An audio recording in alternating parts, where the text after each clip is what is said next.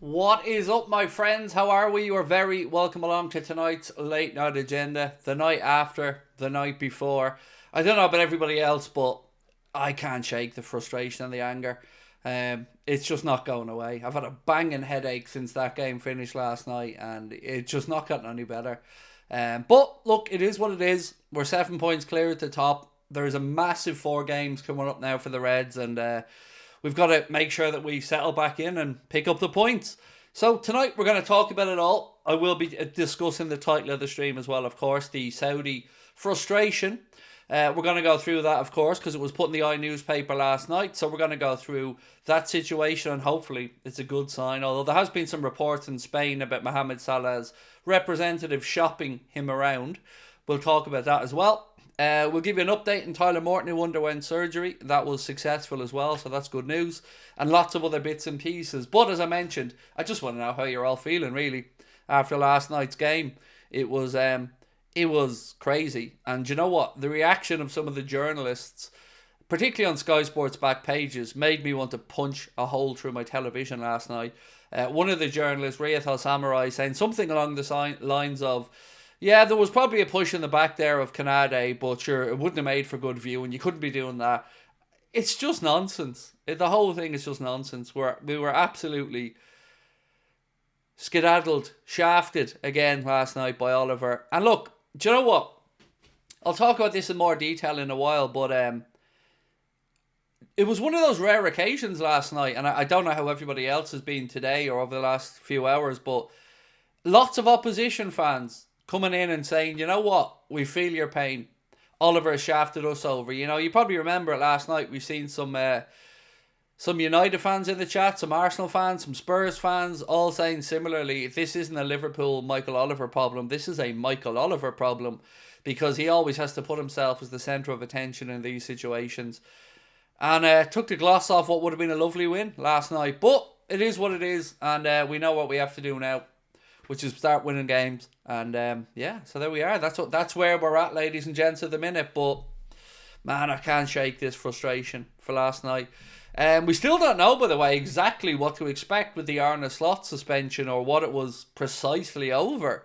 The FA have deleted, or the Premier League have deleted their own post about it being for abusive or violent language.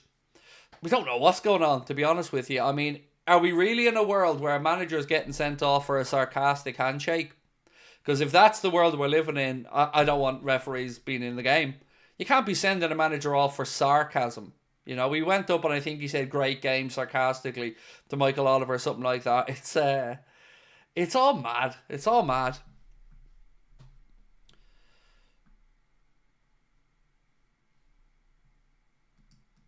So I already see the neggers are in the chat. The ones that are trying to neg me into biting on them. Carl, here's an idea for you. Don't join the stream in the future, you know. I'll make a deal with you, Carl, and everybody else. Referees stop screwing us and I'll stop moaning about them. Until then, I'm going to continue to call out what I see, and you don't have to watch it, Carl, or anybody else if you don't like it. Nobody's forcing you to be here. And again, these people make me laugh. Every day they're coming in, and I'm getting better at just getting rid of them. So we'll just get rid of them. That'll make it easier. So look, where do we want to start off tonight? Can I say hi? Yes, Rabaz, my man, of course. How are you? Welcome in. So yeah, look, there's loads for us to go through tonight. Where do we start off with? Well, we've got a confirmation on the League Cup final kickoff time. Let's go with that. So the Carabao Cup final between Newcastle and Liverpool will be March 16th, and it will have a 4:30 kickoff, which is good time. Good time for that one. This is obviously why the Aston Villa game has been moved midweek next week, because we were supposed to play Villa that weekend, but that's now been moved to midweek next week. So the kickoff time for the League Cup final will be 4:30. It's going to be a tough game, that one, in all honesty. Newcastle are going to be bang up for it. No trophy for them in about 70 years. So, yeah, it's going to be a tough one. But look, we know what we have to do. Bit of a crazy story developing as well. Marca reporting, now it is Marca, so you take this with a pinch of salt, that Vinicius Jr. is being offered a €200 million a year salary to go and play in the Saudi Pro League. I mean, I don't know what to say. These people seem to have more money than sense, but €200 million a season offer to try and lower Vinicius Jr. to the Saudi Pro League. I mean, Some money that. I mean, wow. Your setup okay, Craig? You pounded the desk rightly on Wednesday. My setup is, mate, my wrist on the other hand, that's a different story. It's quite swollen and bruised, but it's my own fault. So I've nobody to complain at. But yeah, desk is all good. You know what actually saved me, man? My desk has like one big joint mouse mat covers the whole desk. And that cushion probably saved me from breaking my wrist. But yeah, look, I've nobody to complain about that to, man. That was completely on me.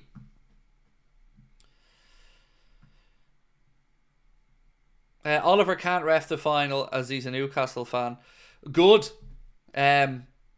Do you know what though? Like, this is one of those situations where I'm really proud of football fans because, it's very easy for it just to become a Liverpool problem or whatever, but football seems annoyed by Oliver, and that's a good starting point because he's awful these days.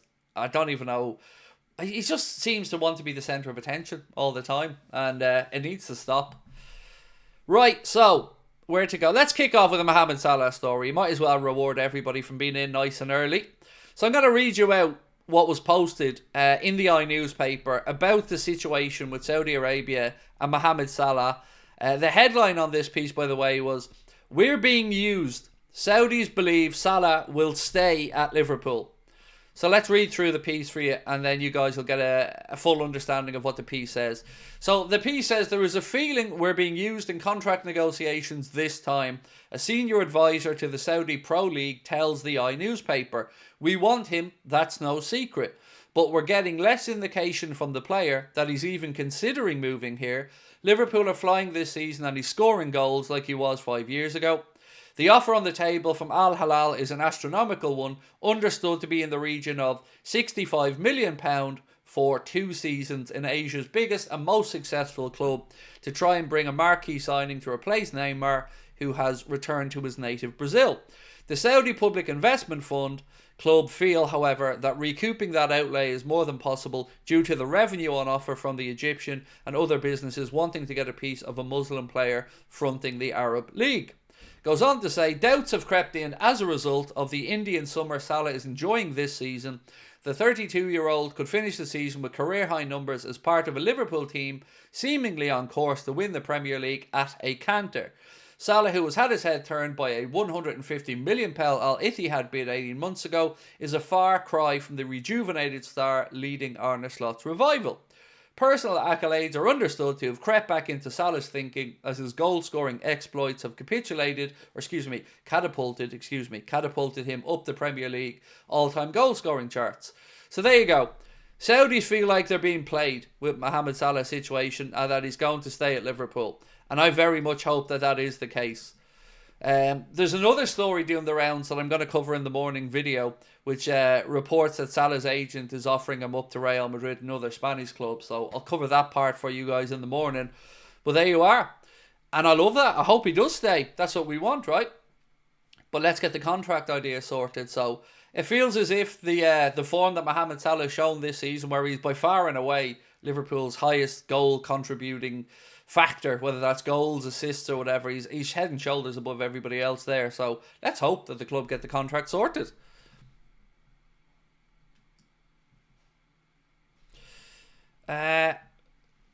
Did I catch Rory Jennings' video on the game? Was class. I didn't. I've not seen anybody's stuff. I've seen Goldbridge getting a few credits for saying it was a push, but like, if he fools people into believing he likes Liverpool, I've a bridge to sell you. But no, I haven't seen Rory's stuff at all. I haven't watched anything. I've been just so angry. I haven't even turned on the telly today because I can't stomach looking at the hypocrites on Sky Sports again or anything like that, man. So no, I haven't seen it.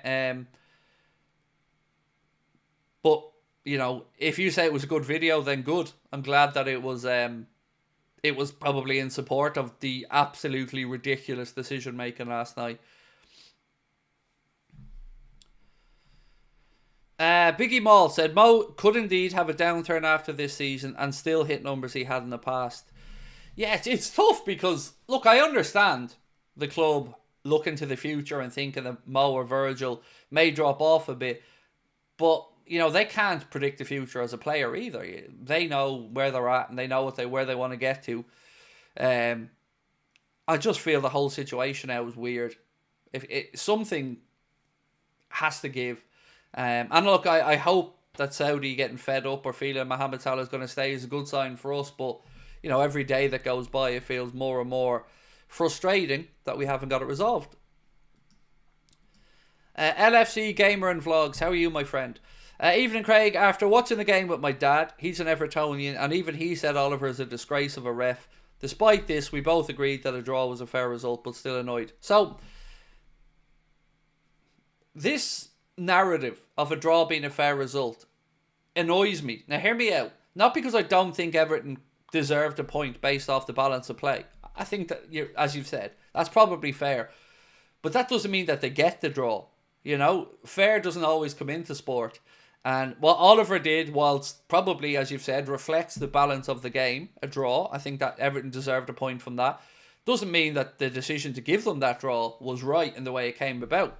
So I do agree with many people, and I said it last night myself, on the balance of play, a draw is not the worst result, but that's not how sport works. So look, ladies and gentlemen, we are being brought to you tonight with thanks to our incredible sponsors, Surfshark. I just have to play a very quick 83-second video, and then I'll be right back to you and we'll get stuck into the remainder of the stream. So bear with me for 83 quick little seconds. This video is sponsored by Surfshark, the best VPN on the market. Surfshark is an app or browser extension that allows you to change your location to access websites in other countries and keep you safe and secure from hackers. Using Surfshark, we here in Ireland can access other countries' Netflix libraries or other streaming platforms like DAZN in Spain for all those important Premier League games. Surfshark keeps you safe and private by protecting everything you do online. Everything. When your device connects to the internet, all that information is, in a way, blurred out. Surfshark is particularly useful for keeping you safe from being hacked if you use public Wi-Fi. Let's say you're in a cafe, you're at college, you're out and about, they've got you covered. Surfshark allows you to use one subscription on unlimited devices, meaning you can share your account with friends or family or that neighbour who's a little bit cheap. On top of all of this, Surfshark offers a 30-day money-back guarantee. You can also upgrade to Surfshark One, which includes the VPN, an alert system for breaches related to your data, such as emails and credit cards, and an antivirus software for your desktop. Our sign-up offer gives you Surfshark VPN for a little over €2 a month. Right, my friends, we are back, and thank you for your patience, and thank you, of course, to our sponsor, Surfshark, as well. So, right, Shano, I seen your comment, man. I'm going to bring it up and discuss it if that's all right. I know you retracted it, but I still have it in my back-end system, so I can bring it up for you. So you said you'll disagree because I think Oliver was just atrocious in general and he gave dodgy decisions against Everton too last night, but of course the worst decision was against you. So I'd love to see these dodgy decisions he gave against Everton, because even if you look at the foul count in the game, Shane, it was 20-9. 20 fouls against Liverpool, 9 against Everton. I don't know where these dodgy decisions... If you're talking about the handball, that just isn't a handball. Last season it would have been, and I wouldn't have been saying nothing about it.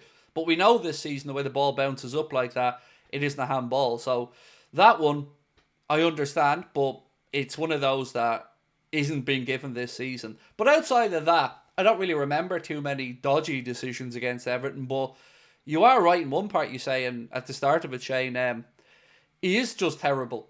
You're right, and whether that's for you guys with that dodgy penalty was given against you from VAR, whether it's in the Arsenal game and the stupid red card, he's just always at the scene of the crime. And again, like I said last night, I'm not trying to say anything is untoward or corrupt about it. I'm just saying that it's not a great look. And somebody commented last night to say to me that I can't say that and then come out with a statement to say there's an agenda against Liverpool, and called me a hypocrite in the comments. Surely you understand that corruption and an agenda are not the same thing. So me coming on to say, I don't believe there's any corruption in this, and then say there's an agenda against Liverpool, what I meant from the agenda part was more in the media, to be honest.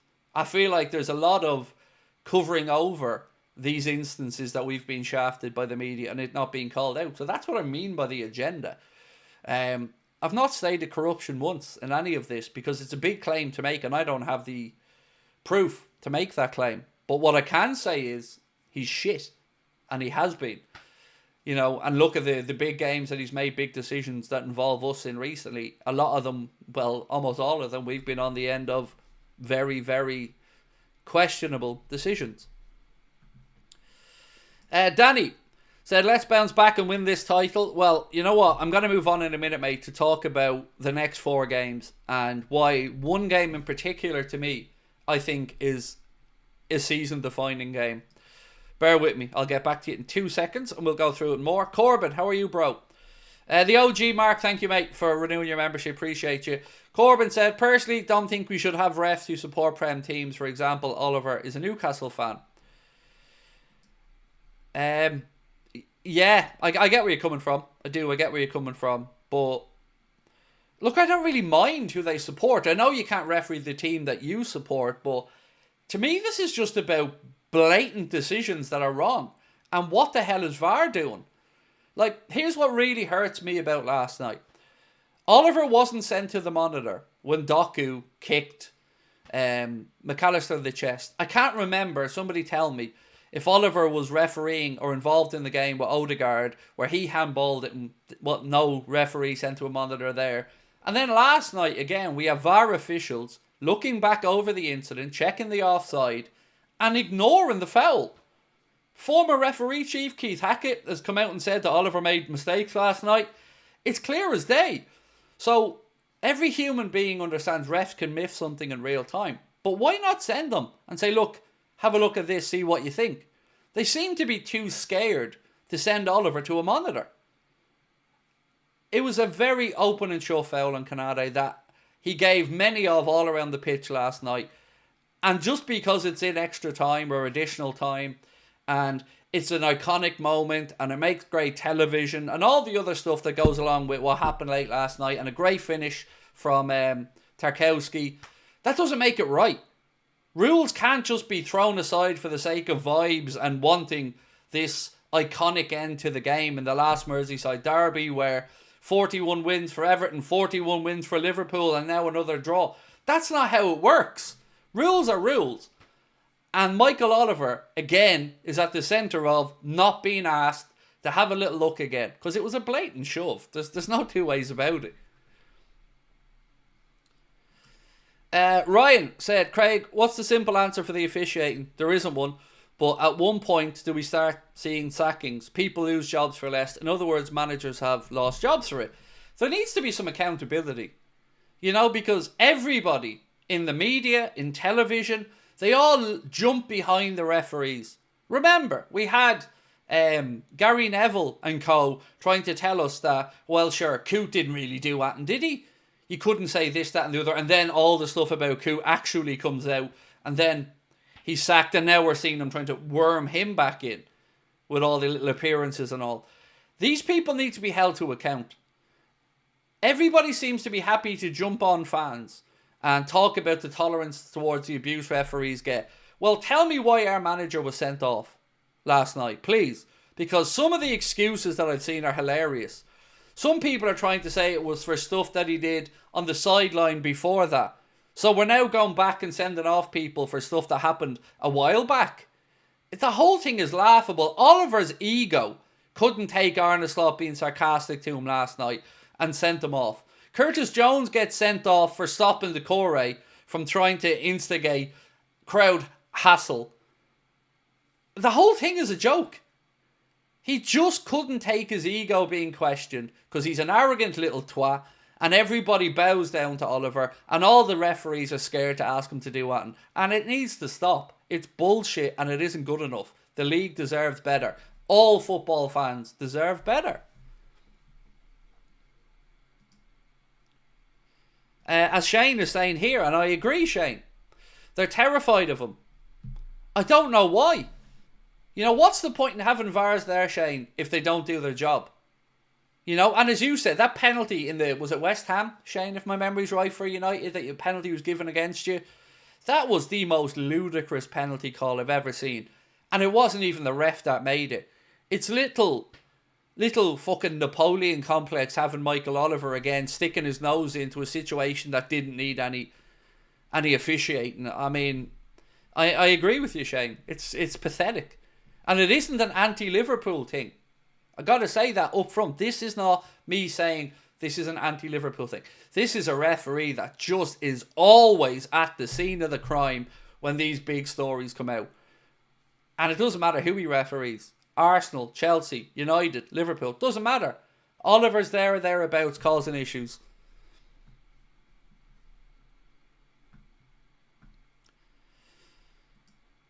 The detective. Thank you. Craig's a beautiful... why am I reading that in Brendan Rodgers' voice, by the way? Is anybody else like that when he's saying beautiful human being? Every time I see that now, I can just see Brendan Rodgers. Do we get the audio from Slot and Oliver's conversation? Maybe he didn't like the handshake. Well, speaking of the audio, right? Well, let's have a little look-see here. One sec. Which one is it? I've got loads of notes here, so bear with me.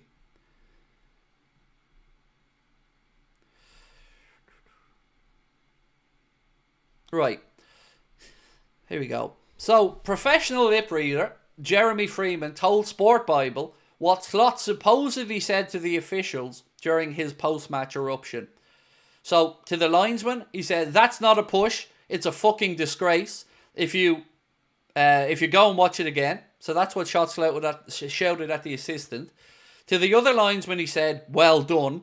And then just before shaking hands with Michael Oliver, he sarcastically told the referee, "Great game."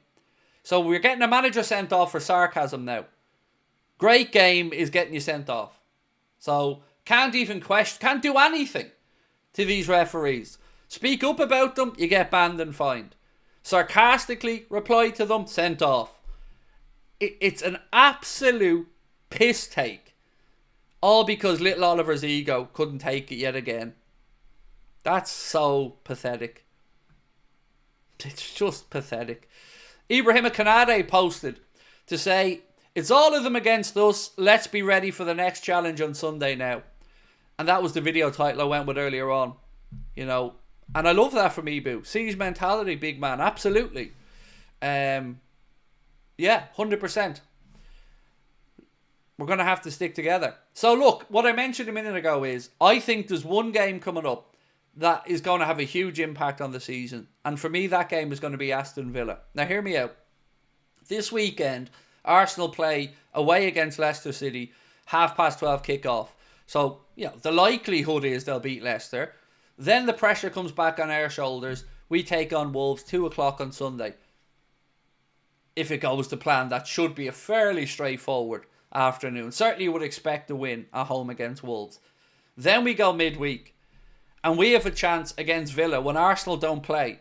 Because there's no midweek games this week. We're playing Villa next Wednesday because the League Cup final.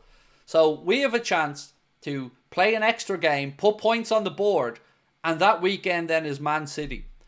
So we need, in my opinion, to take 6 points from Wolves and Villa to go into that Man City game with a little bit of wiggle room.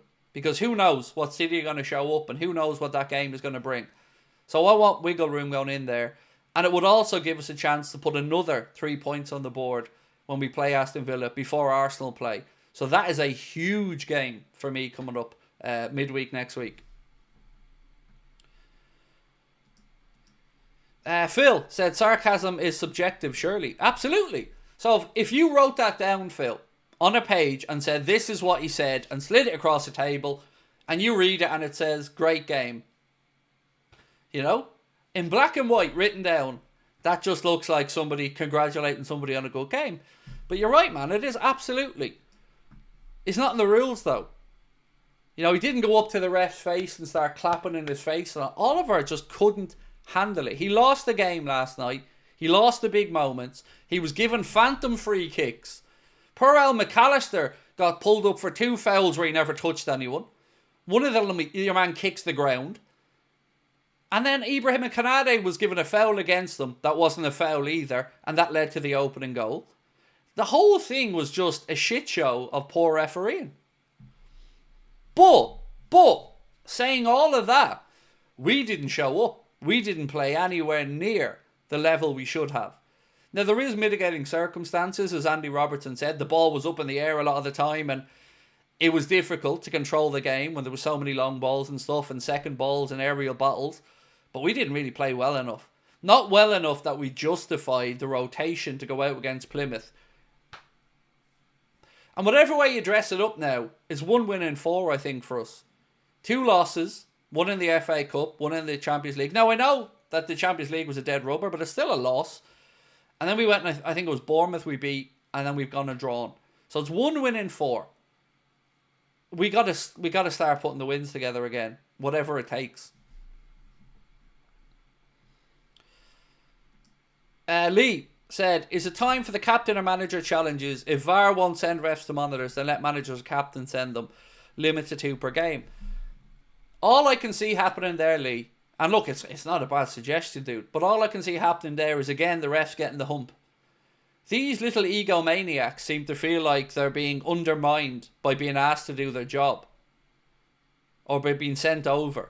It's laughable. I mean, in theory, Lee, what you've said makes the world of sense, bro, but, you know, common sense in football, they're not often good bedfellows. So, here's some news for you, by the way. Fabrizio Romano posted to say, official, Premier League clubs unanimously agreed to the introduction of semi-automated offside technology. The new system will be used for the first time in the Premier League next season. That was the same technology, by the way, you were supposed to have this season, and then at Christmas, and then in February, and now next season. So that's one less reliance solely on these clowns. Because I swear to God, those offside lines last night looked laughable as well. But yeah, so that's coming in next season. So yay.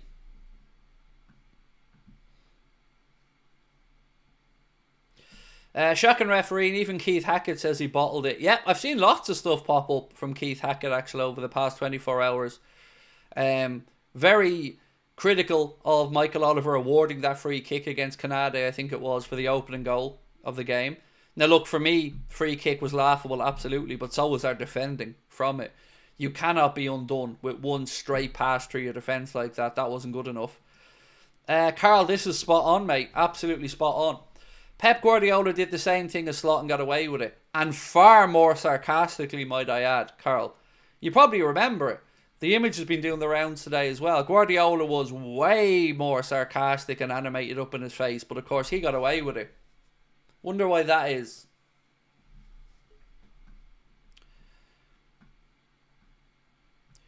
Dave Smith said, after the shellacking Craig's desk got last night, I think he should be Chisora's last fight.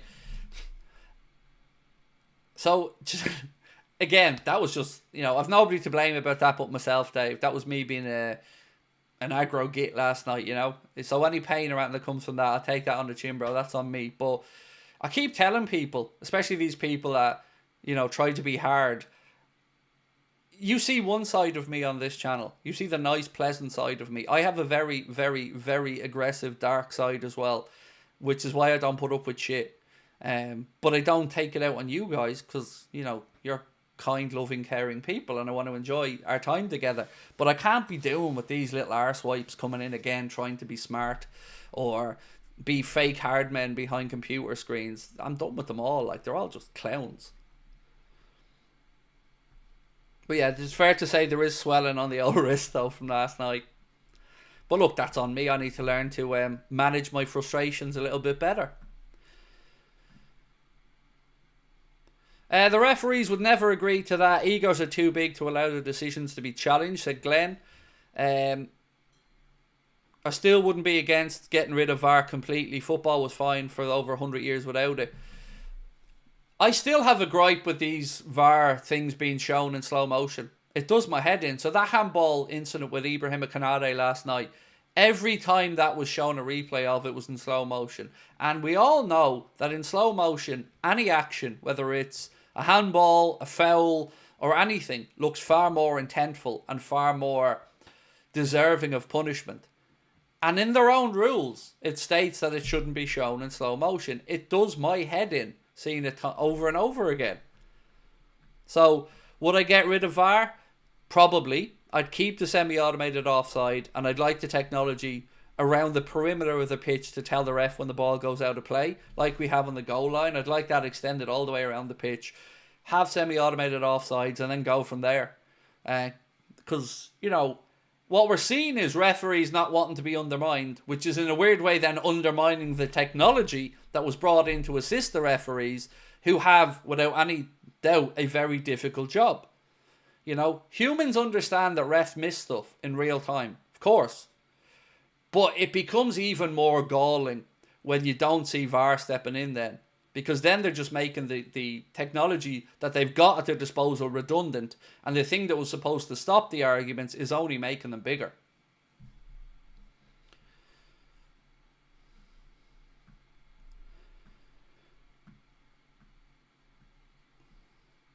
Craig, let's have a look at your swelling. You probably won't notice it, man. It's not too bad. Like, there's just a bit of bruising and it's not too bad, to be honest. Could have been a lot worse.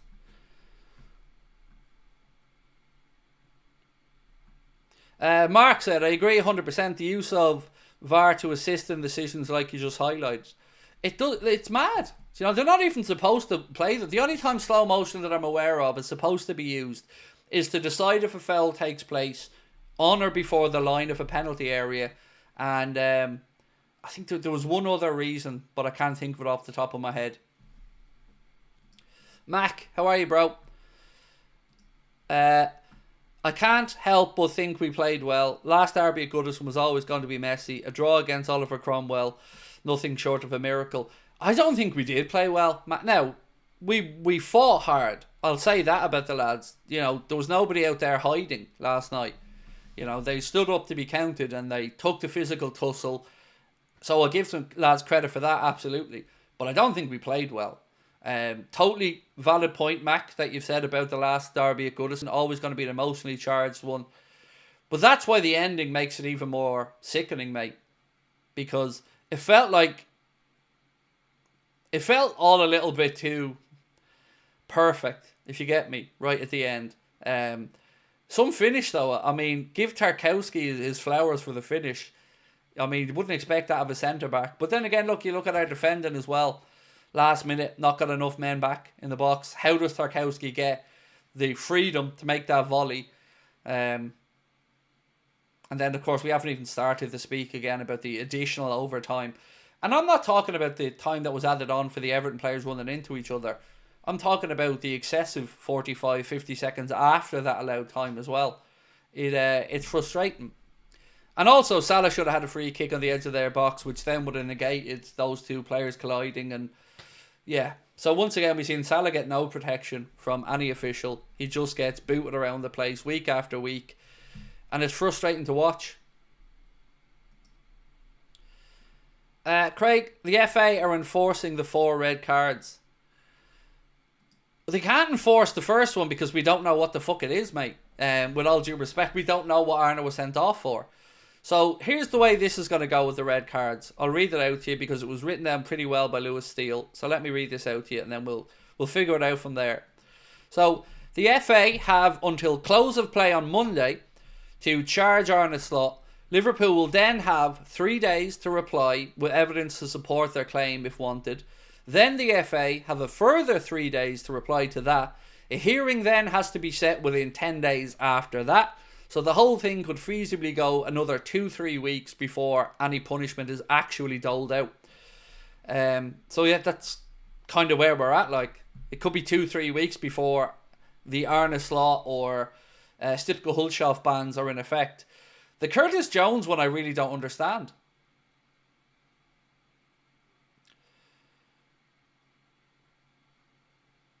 Muckrab said, Craig, I'm a big fan of you, but some of your chat yesterday are using Trent as a scapegoat, saying he played horribly. And how is that on me, mate? Again, Muckrab, how is that on me? But I can't be responsible for other people. You know, if there's anything abusive, by all means, I'll remove it, sir. But, you know, I can't be responsible for how other people feel about Trent. I can't. I can only give you my take on it and make sure that nobody says anything that is, you know, hateful, racist, disgusting. You know, stuff that shouldn't be tolerated. But I can't look after everybody, mate. It's not possible.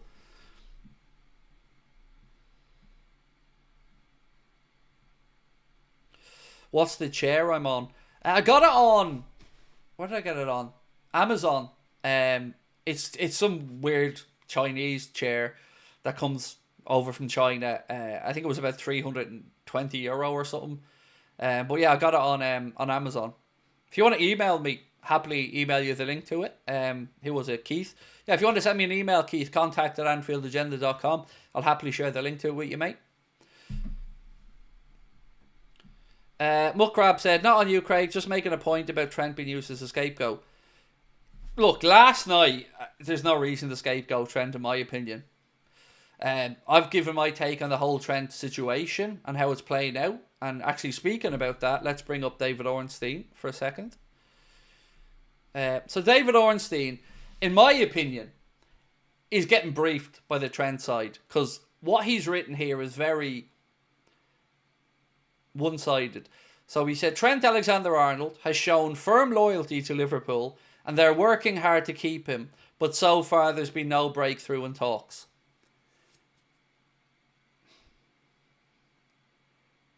I find that hard to stomach, to be honest with you. Because, look, I don't know the full ins and outs of what's happening with Trent. But like I've said all the way through this process, show me one time he says he wants to stay at the club. Because everybody will understand the numbers have to be right, and Trent has to get a contract that he feels works for him, and his agent and all have to be happy. But I've not seen him once say he wants to stay at the club. So where's the loyalty? Because we've seen Real Madrid come in and throw an offer. We've seen former pros come out and say very clearly that Trent will have been aware of all this from Madrid. So I'm struggling with the loyalty. Where is it? Telling Madrid I don't want to go there. That would be loyal. Coming out and saying he wants to stay at the club, but the numbers have to be right. That would be loyal. Sitting there saying nothing while Liverpool get rinsed in the Spanish media. I don't see loyalty in that. I see something you love or profess to love being belittled and you stand on and do fucking nothing. So, I have issues with Trent, Muckrab, but it wasn't about last night's performance, mate. Last night he came on as a sub, wasn't on him.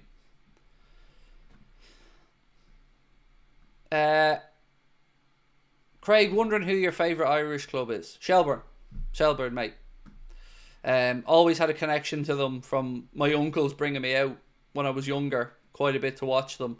So yeah, Shelbourne. Now, look, I wouldn't say I'm a fan. That would be unfair to actual fans, but that would be the club I'd say I have the closest bond with. Craig, I read that Slot was sent off for an aggressive handshake. I mean, we're now seeing managers getting sent off for sarcastic handshakes, apparently. I mean, it's comical, isn't it? Cal, how are you, bro? Said, hope you're well, Craig. We plus Everton should write to the PGMOL complaining about the ref, impacted the derby on both sides. Same as they've been condemned to racism, must demand the accountability together. So look, yeah, the racism stuff is horrible again. There's always some little scroats that make football fans on either side look bad. And while I don't like what the Corey did last night, I absolutely stand behind him and anybody else that's been racially abused, because it's behaviour that just quite simply should not be here in 2025 on this planet. It's ridiculous that anybody should have to suffer for their skin colour, their religion, their sexual orientation. So yeah, on that, 100%. And all of these little scroats that go to racially abusing people, I hope they're all rooted out, I hope they're all prosecuted, and I hope they're all outed for the scumbags that they are. But the Corey's behaviour last night wasn't great. And by the way, you know what I've not seen much talk of today in the media? Everyone's focusing on the end of the game last night. I've not seen too much on why Idrissa Gana Gueye wasn't sent off before half-time. You know? So we're talking about decisions here that may have gone against both sides. I see one team far more impacted by Michael Oliver last night. A red card that wasn't given. Ghost free kicks being given. A manager being sent off for a handshake. A foul on Canade not being pulled up. Extra additional time added on as Everton were attacking for no reason. There's just too many things there last night that are getting swept under the carpet yet again in the media. And that Idrissa Gana Gueye lack of a second yellow, that in itself should be enough to cause uproar. Because it was a stonewall yellow card, stopping a counter-attack, grabbing him by the arm. Ridiculous that wasn't booked. Ridiculous.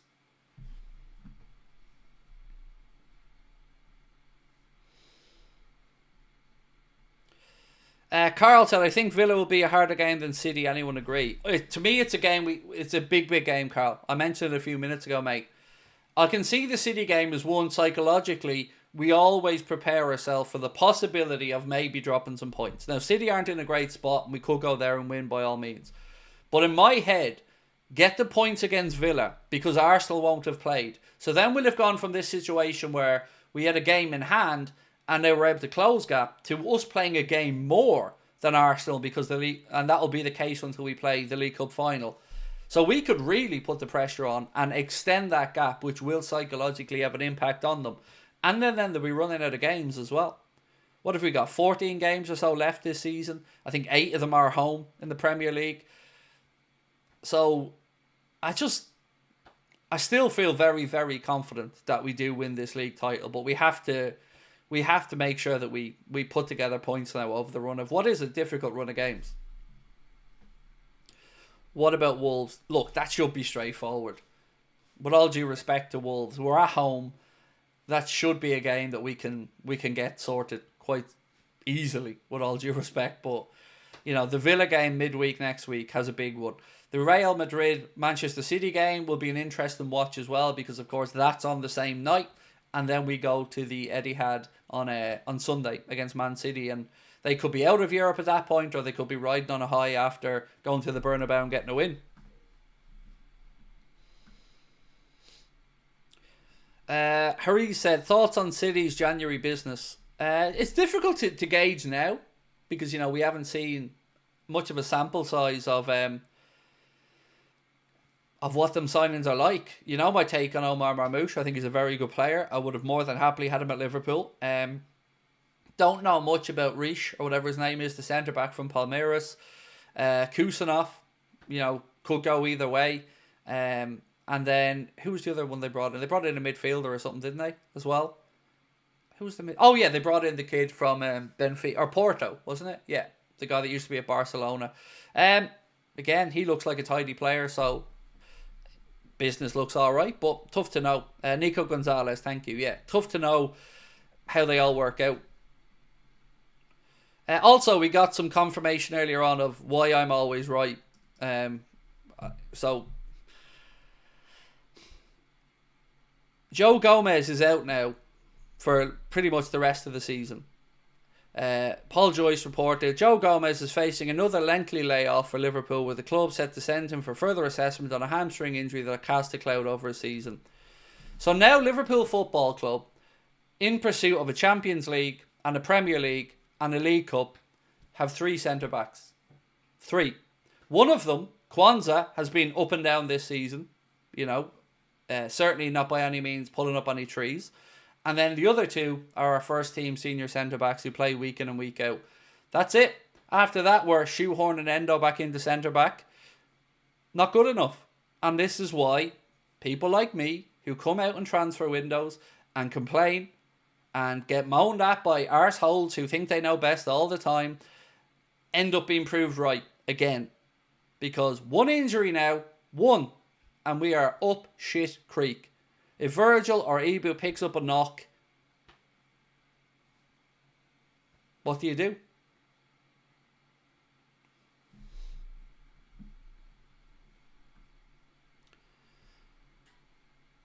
Endo is our third best. He absolutely isn't. Joe Gomez is by a mile a better centre-back than Wataru Endo. Endo can do a job, but this reminds me of the situation where Liverpool fans were trying to hype up Nat Phillips as being good enough. Liverpool didn't sign Wataru Endo as a centre-back. He isn't a centre-back for us. He was signed as a midfielder that can play at centre-back at a push. But he's not Liverpool quality centre-back material. Let's be frank and honest about that.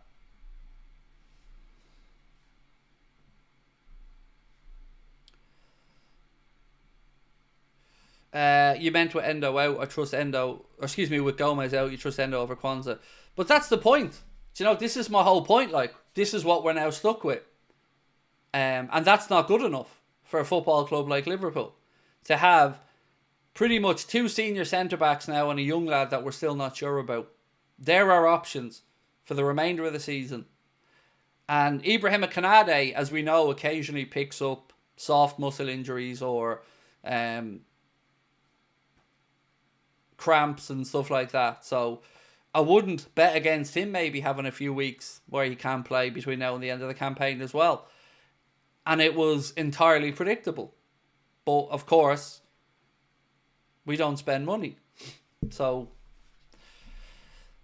we have to hope that we can get through this remainder of the season.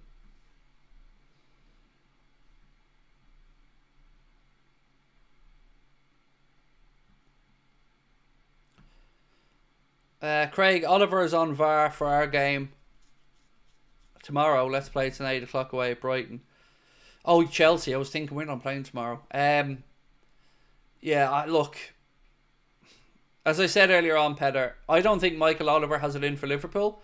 I just think Michael Oliver is not very good anymore.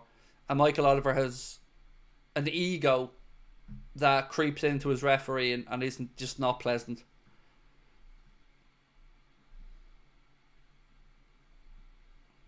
JJ22 said, I'm not sold on Slot. Liverpool's been mediocre for 2+ months now.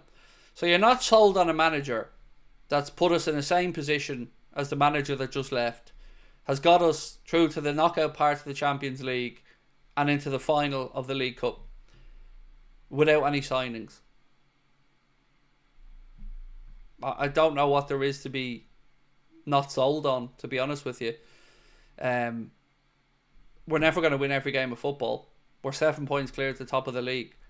A league that nobody expected us to be anywhere near the top of at the start of it. And nobody predicted, not one journalist predicted Liverpool will be in the top 2 positions. I don't understand what there isn't to be sold on. Arne Slot's been brilliant. And coming into a very difficult job in very big shoes to fill and done it in his own way. I strongly disagree, but it is your opinion and you're entitled to it.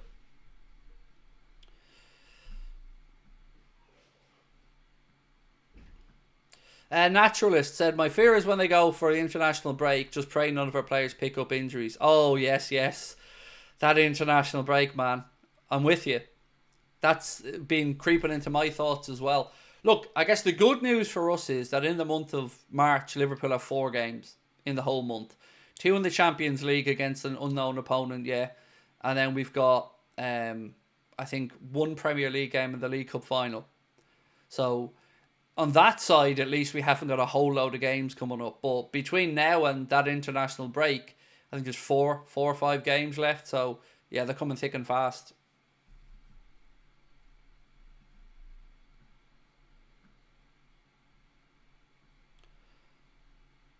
LFC Game and Vlog said, we may not have done as well in recent weeks, but they're still in a great position, better than last season. Look, we're in a brilliant position. And I'm buzzing, man, where we are in the league. 7 points clear in February. I'd take that. I would have bitten your hand off for that at the start of the season. And I still think we'll go and win the league, you know. I'm really confident we do. Because Arsenal have no forwards. So they've got Havertz ruled out for the season now. Saka's out, obviously haven't had surgery. Jesus is out. And it looks like they're going to have to go with Nyeeri, Trossard and Sterling as their front 3. That's not a team, I think, that are going to go unbeaten between now and the end of the season. So 10 wins and Liverpool win the league. 10 wins, including one of them being against Arsenal. We win the league, even if Arsenal go perfect. So I'm very confident that we get it done. And I think Arsenal will drop points. I think we'll drop points over the next 4. But I also think Arsenal will. Not against Leicester. They have an away trip to Manchester United, I think. Then they have, I can't remember who it was before Chelsea. So they have some difficult games coming up as well.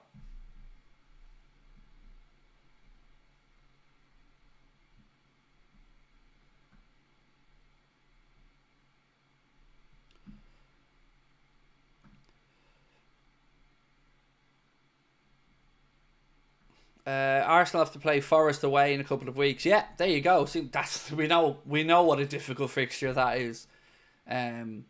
So I think there will be points dropped all around, and if we can keep that nice healthy gap, all good. All good. But I think the Villa game for me is just such an important one because it can strike a psychological blow because we'll have played a game more than Arsenal then, and if we put the points on the board, that opens up that gap again to 10. And it looks daunting. So, hopefully those 2 wins, and then we see what happens at the Etihad in what's going to be a difficult game. But a difficult game off the back of them having to go over to Madrid with a deficit to try and turn around their Champions League campaign. Or to save the Champions League campaign, I should say.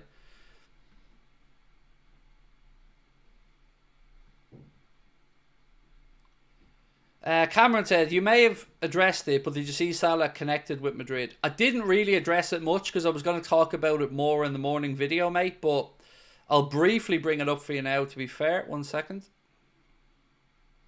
It's this one. Yeah, so the reports in Spain that claim that Liverpool ace Mohamed Salah has been offered to La Liga giants Real Madrid and Barcelona.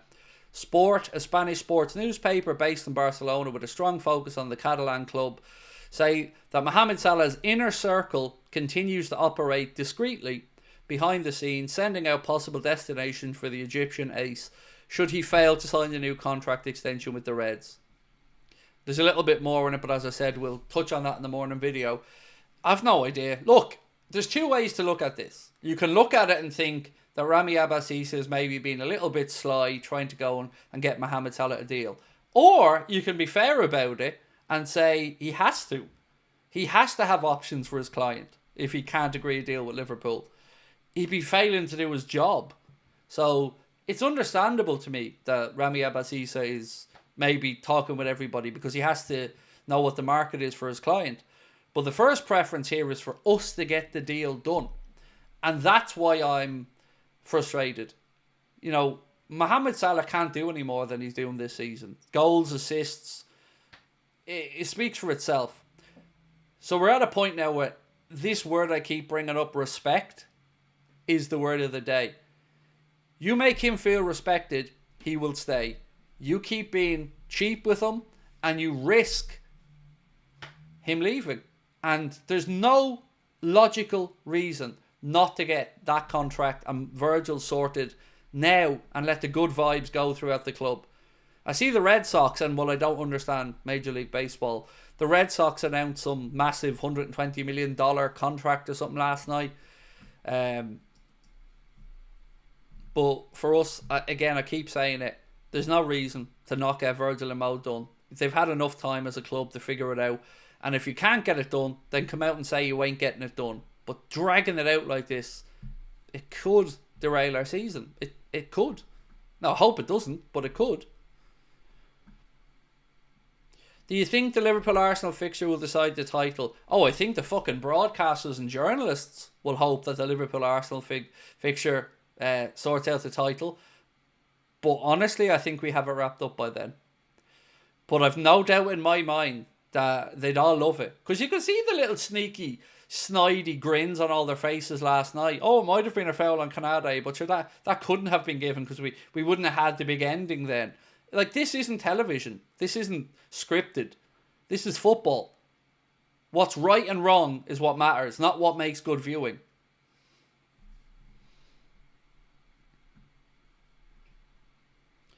What's your favourite watch-along you've done? 100% Barcelona. Then Manchester United 7-0. But the Barcelona one's always going to be the one. I don't think anything is going to give me that feeling again. You know, it was so magical. No Mo, no Firmino. Robbo goes off injured against the greatest player to ever lace up a pair of boots, or one of the top 2 or 3.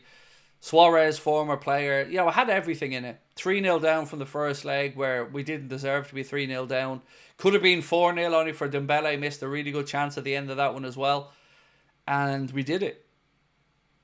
Yeah, nothing's ever going to touch that moment. That was,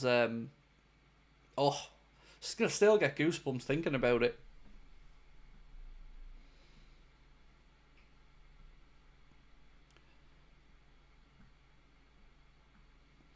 Jacob said, I've seen a lot of people talking about the game last night was romantic. This really annoyed me because if it was romantic doesn't mean Everton should be getting romantic. Look, Everton had every right to celebrate last night, and the fans had every right to celebrate last night. They didn't make Michael Oliver's decisions for him. Everton, and look, I look at football like this. Players get away with what they can get away with. Players will try everything. Time waste, feigning injuries, everything. And it's up to the ref to stop it. So the fans and the Everton players I've no issues with. It's up to the referee to control the game and make the calls. And players are always going to push boundaries. Managers are always going to push boundaries. Fans are always going to push boundaries. So I've no bad feeling towards any of them last night. My frustration and ire and anger is solely aimed at Michael Oliver because he was a disgrace.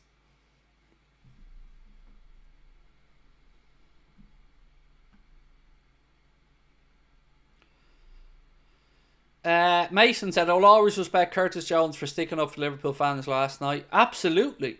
Absolutely agree with you. I have my own differences of opinion on Curtis Jones' performances at times, but 100% stood up for Liverpool and its fans last night. Absolutely agree with you. Still don't know why he was sent off.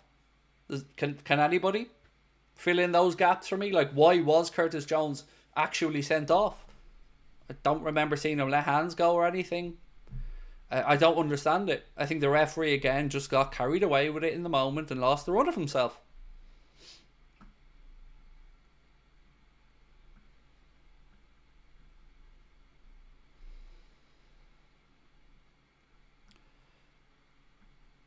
He was already on a yellow, so second for dissent. Fair. Fair. No, that's fair. I forgot for a second there that he made the challenge. By the way, I'd seen somebody try to say that he was lucky he wasn't sent off for the challenge when he came on. That isn't even close to being a red card. And if we're starting to give red cards for a tackle like that, give up football. But yeah, sorry, I forgot about the early yellow. So a second yellow for whatever it was. What's the word you guys used? Dissent, yeah. Understandable, yeah, fair enough.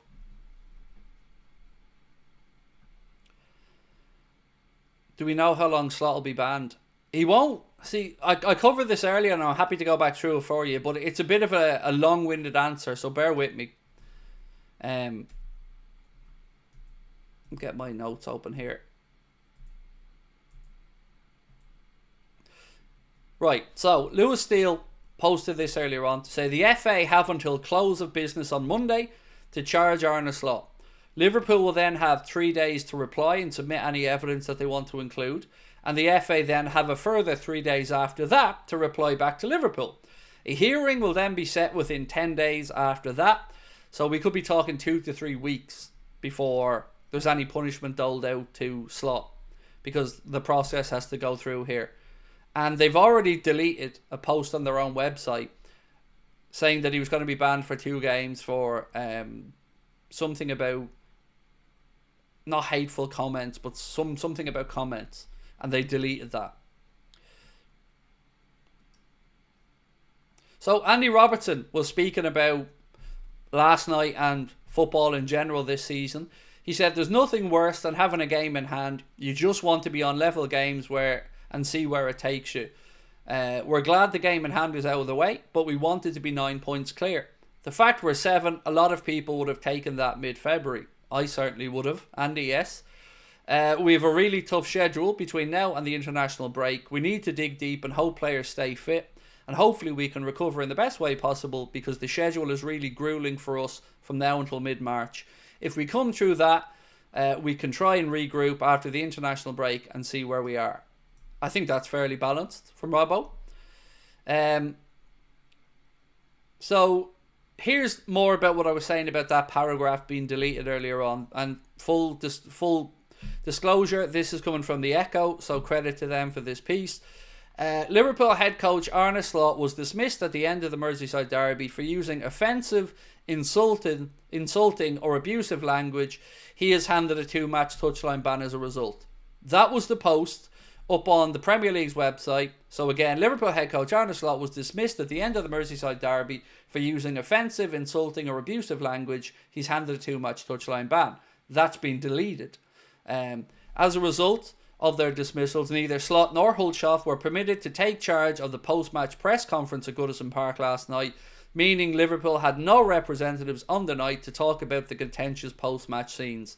So that's why we didn't hear from Arne Slot or Sipke Hulshoff last night.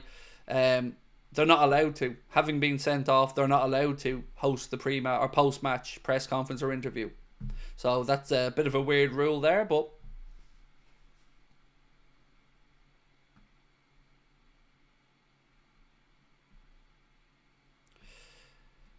an interesting story here coming out of RMC Sport in France, which relates to what I was saying before. Let me ask you guys a question. Do you remember me talking about state-backed ownership of football clubs? And do you remember me talking about the possibility that these guys can just get bored of it and piss off? Do you remember me having this discussion with you? And I gave you some instances of where it's happened before. Well, the reason I bring that up is I'm about to link it all together now to show you, again, that I don't just say these things for the good of my health or to hear the sound of my own voice. It's being reported now in France by RMC Sport that Qatar has threatened to withdraw its investments, including in PSG and in beIN Sport. The government is annoyed by the numerous legal proceedings targeting Nasser Al Khelaifi. I rest my fucking case. As you can see, once they get told no, and once they don't like what's happening, they will pull the rug and piss off and not give a damn. And that, my friends, is why I don't want state ownership of Liverpool Football Club or any other football club in the Premier League, because it can absolutely turn to a terrible situation. So here we have them, the government, remember, the government, getting annoyed by legal proceedings against Nasser Al Khelaifi. So they don't like being told no, or they don't like these pesky rules that people are trying to hold them to. In these countries, a lot of these regimes don't have red tape, regulations, rules. It's all done on the word of a supreme ruler who makes decisions and everybody follows. That doesn't work when you have a business and a sport and a club and fans and tradition. You can't just act that way. So let's see what happens in this situation. But it's what I've warned about all the way through. And it's why I don't want it happening at Liverpool or anywhere else.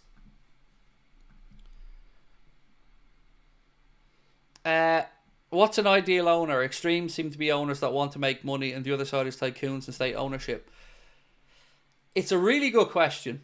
It's a really, really good question, mate. And the honest answer is, the best you can probably hope for is a billionaire who falls in love and wants this next chapter of their life to be about living and breathing the success of a sports team.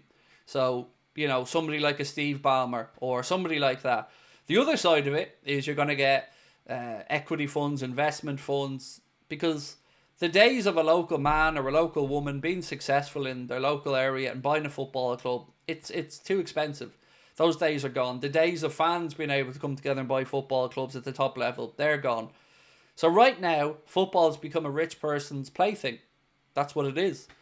And they aren't in it for their love of the game. None of these are. FSG aren't in it for the love of the game. None of these people are. They're in it for soft power. They're in it for influence. And they're in it to make money. Simple as that. And it's up to us if we want to make peace with that in our own minds or not. And it's up to you how much you tolerate of any owner, or what you like, what you don't like. They're all individual personal decisions. Yeah, I hope it's the best way I can answer the question, mate. I'm sorry it's not a better one, because I just don't think I don't think there is an ideal answer anymore. What's your opinion about Ryan and Rob's ownership at Wrexham? I mean, again, I see it as a good thing, because I think it's, you know, brought a football club that's been a sleeping giant of UK football kind of back from the brink of being a nothing club, and it's put more eyes on non-league football. And I think that it's been very interesting to see some of the crossovers and stuff that they've done and some of the clever marketing. Um, but it isn't for me to talk about the budgets that they have or stuff like that because I don't know. I don't know the League One budgets compared to. I know Birmingham have a large budget, but yeah, I mean, I'm sure if you speak to other fans of League One clubs, they mightn't be as excited about it as I would be.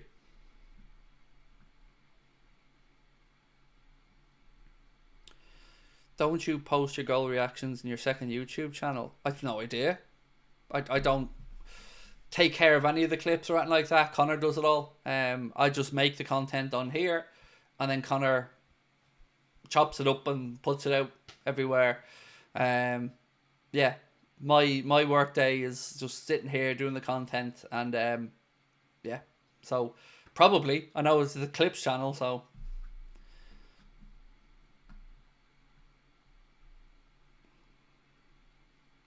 Remy, how are you, mate? Welcome to Anfield Agenda FC. Right, ladies and gentlemen, we're ticking over. We're getting close. We are now 1,201 subscribers away from hitting 300,000. So if you can help us out, hit that subscribe button. Really would appreciate it. And of course, if you could drop a like on the stream as well, that would be very much appreciated. Let me just check my notes because I'm probably missed some stuff that I wanted to bring up. So Tyler Morton posted on Instagram to say, operation went well. Thank you for everyone for your messages. So he had a shoulder operation, which according to himself, there went well. So we wish Tyler Morton a speedy recovery, of course, and hopefully he's back doing what he loves soon.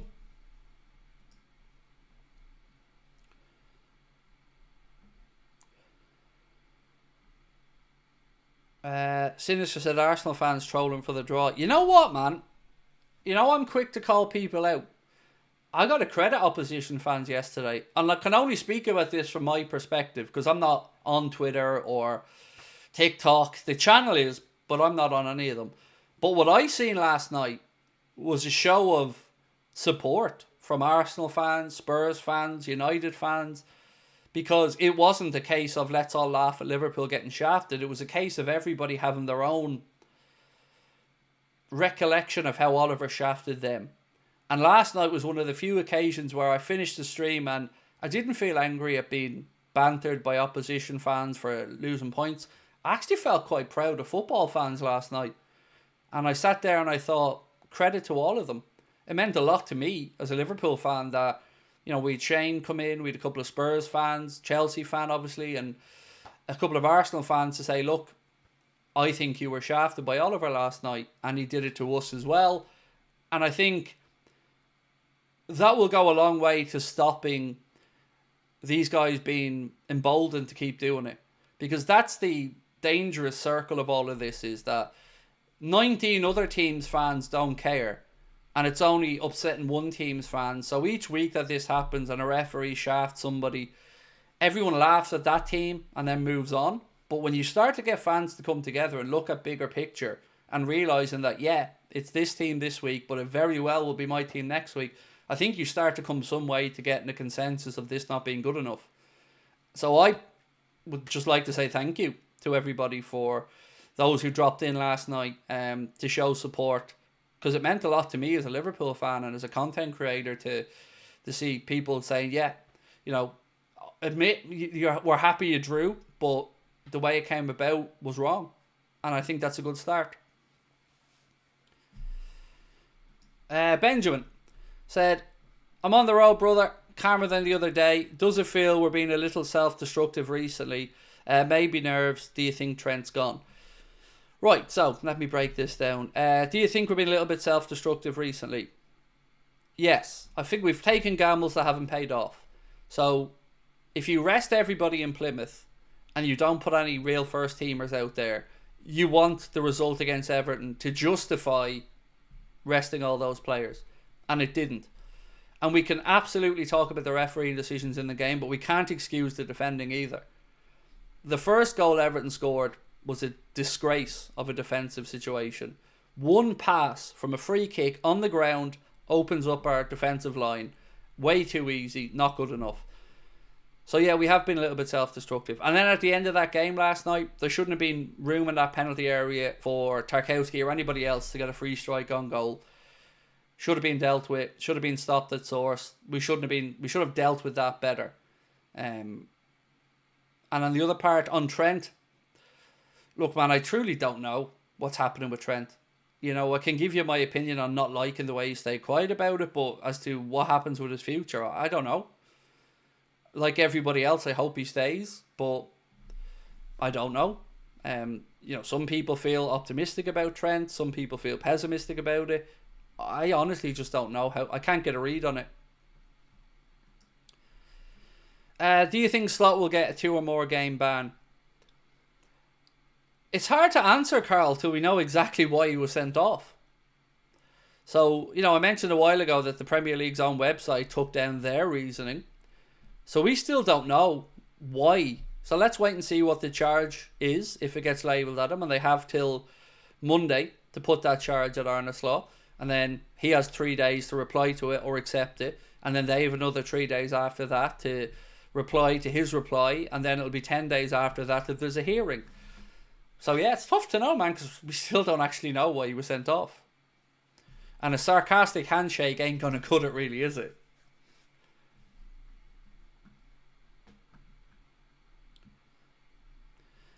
Is Gomez out for the season? I mean, I don't know if it's fully the season, but yes, he is out, unfortunately. Let me just read this out to you. So, Paul Joyce said, Gomez is facing another lengthy layoff for Liverpool, with the club having sent him for further assessment on a hamstring injury that has cast a cloud over his season. So he will be out for a while yet, which again is concerning now because we've got 3 centre-backs plus Endo, who can of course play there as well. But it's worrying because an injury to Canade or Virgil now, and the season may look very different.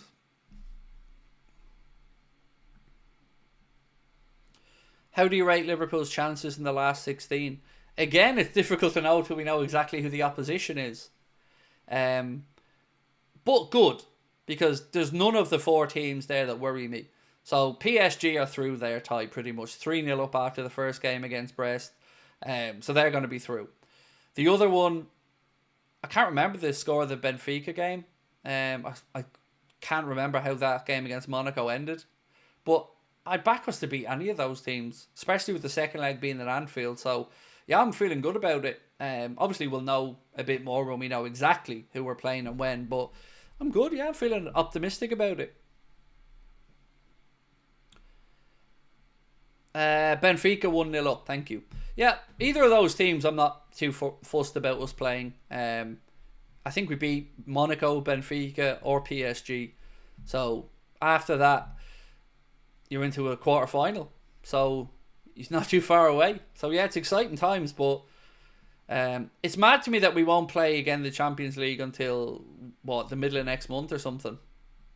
Or, no, it isn't the middle, is it? It's another few weeks away anyway, sorry. Johnny said, at what point, Craig, do we start Bradley with the silence around Trent? I.e., if we got Madrid in the Champions League, he cannot play, which saddens me. See, that was a situation, Johnny, that I was concerned about all the way through this as well.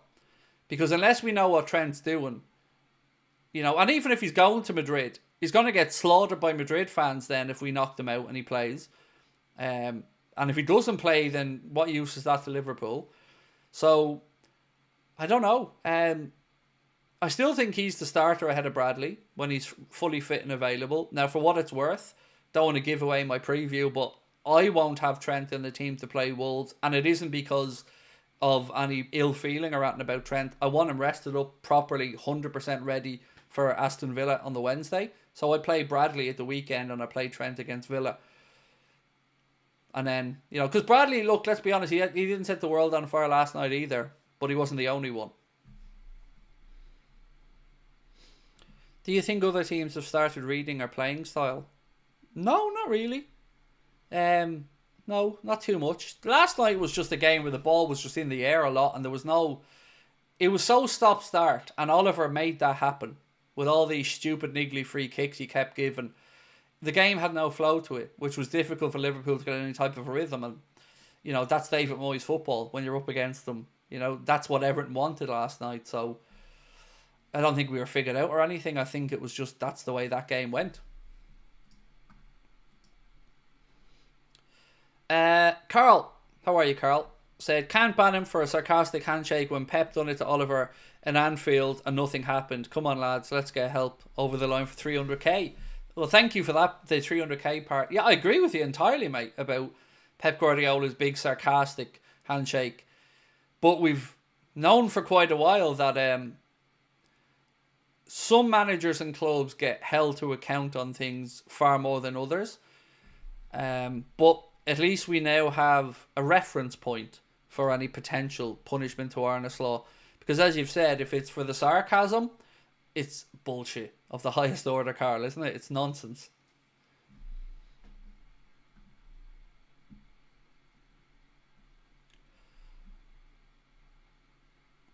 Zach said, it's starting to feel like our first team plays better when they've got a flow. It seems whenever they're rested, it disrupts their flow. Yeah, it's a fair point, Zach. I have recollections of us coming back from our own warm weather training camps and not having great results after it. So, yeah, that's what disappoints me, Zach, about last night. When you make those changes for Plymouth, where's the benefit of it to us? Because we didn't look like a team last night that were rested and ready to go. We the lion's share of possession and whatnot, but didn't really create all that much.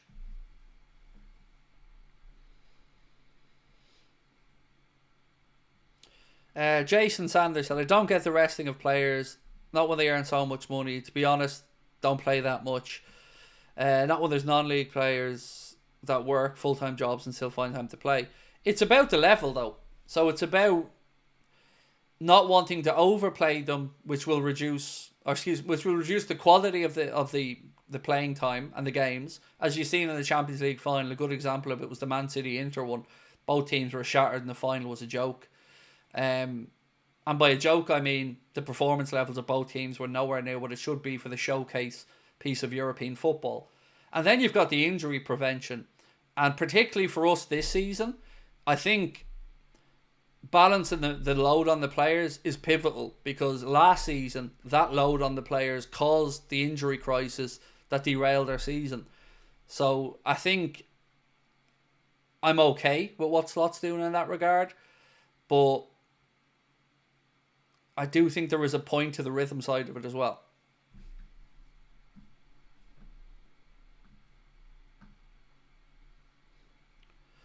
FX Pip King official said, still think Liverpool need a striker. Diaz is not a striker.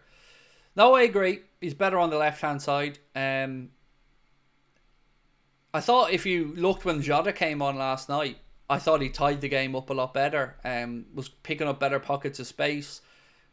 Whereas Diaz was full of energy and running, but not much by way of creativity or end product. So I agree with you that we need a centre forward, but it'll be in the summer, as we know. Do you think Gordon is a realistic signing for Liverpool? No, that ship sailed. He signed a new deal and all at Newcastle. It was last summer or never really for that one. Inspire Me Now said, Craig, how's it going? Just joined the stream. I'm alright, man. I'm alright. Still just trying to get over the disappointment and the frustration from last night. But be looking forward to the weekend to get back, hopefully, to winning ways of that game against Wolves. East B said, Premier League refs think that they are owed respect. They've done absolutely nothing to deserve it. Slot giving a sarcastic handshake is the most polite thing he could have done. Oliver's a melt. So look, I get where you're coming from and I agree. I do think as a rule, referees should be respected by players and coaches, but they also should be answerable to somebody. And no, we're never going to see a time where referees are going to explain all these decisions or whatnot. But it doesn't feel like there's a level playing field. It feels like every time a ref shits the bed, the media and the journalists all run to their rescue and start vilifying football fans and finding a couple of arseholes that will go too far and using them as examples of why referees need protecting. Referees need to be better at doing their jobs. And there needs to be better communication of failures and them stopped. Because, again, this isn't an anti-Liverpool thing with Oliver. It's a not very damn good at his job thing. Ask Arsenal fans, United fans, Chelsea fans, Spurs fans. Everybody will have their own Michael Oliver story recently about why they think he tries to put himself at the centre of attention all the time. What was the worst decision you think Michael Oliver did against Everton? 100% not sending off Idrissa Gana Gueye, without a shadow of doubt in my mind. I can understand him getting a couple of fouls wrong. Of course, it happens in the blink of an eye. I can understand that. I can understand even playing the few extra seconds, even though I disagree with it. But I cannot understand not sending off Idrissa Gana Gueye for what was the clearest second yellow card you're going to see. And it will annoy me for the rest of the season that he didn't do it, because it's disgusting. He plays an advantage, and then the ball doesn't go out of play for a couple of minutes, I think, afterwards. And then, if my memory's right on this, it ends up with a situation where Bradley gets a yellow for fouling an Everton player on the byline at the Everton end of the pitch. And there's no mention then of him going back to book Idrissa Gana Gueye, and that is unacceptable. So to me, that's the worst decision, because that changes the whole game.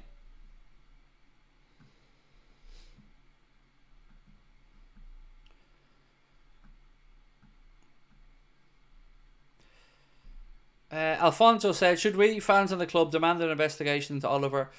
We'll be laughed at. Simple as that. And it's not, again, it's not, I'm not saying that Oliver has it in for Liverpool. I'm willing to give him the benefit of the doubt and say that there's nothing untoward going on, but he's been crap. And I think that's me being generous. He's been crap.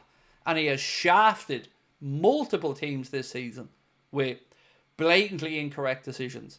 And this is off the back of him shafting us many times last season in big games.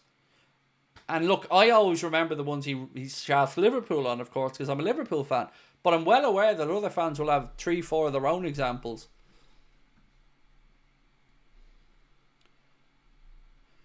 Craig, but us fans will get Canada should have had a penalty for a handball. But it was never a penalty.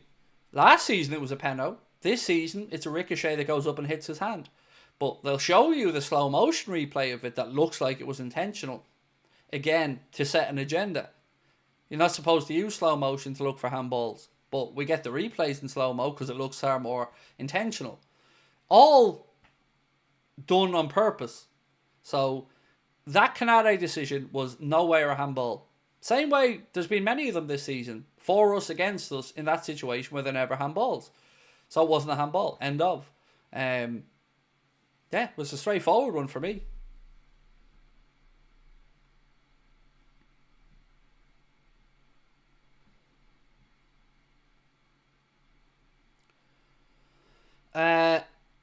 Loisos, excuse me if I've mispronounced that, my friend, said Oliver completely lost the plot yesterday. The worst piece of officiating I've seen, bar the Skelly decision. And he's supposed to be the best. The best that England have to offer. Absolutely lost the run of himself last night. And it became about him and his ego. The thing with Trent, said in Woods, the thing with Trent, he wants to be Liverpool captain. Don't come out and speak about anything. Trent does not have Liverpool captain material in him, in my opinion. Just doesn't. Don't see the leadership. Don't see setting the tone. Just don't see it. An incredibly gifted footballer, but I don't see him as a leader. Regardless of what happens with his contract, I would far more likely give it to Canade or McAllister, somebody else. So Slot does not have a 2-match ban. Not yet, Romy. He'll be on the sideline for the game. He'll be on the sideline for the next 2 games. And as I mentioned earlier on, then there's a process that will be going through to decide his fate about a potential ban or not. But you're probably talking 2 to 3 weeks before we know the ins and outs of what's happening. Unless, of course, he accepts the charge when it's put to him, which has to be done between now and Monday. So if the Premier League charge him and he accepts that charge, then the ban would be implemented straight away. But I very much doubt he'll accept it straight off the bat because it's a fucking ridiculous red card. Will he be there for Wolves? Yes, he will. He'll be there for Wolves, he'll be there for Villa. Unless he accepts the charge, in which case he may miss the Villa game. But Wolves, at this point, it's looking fairly nailed on that he'll still be there, yeah.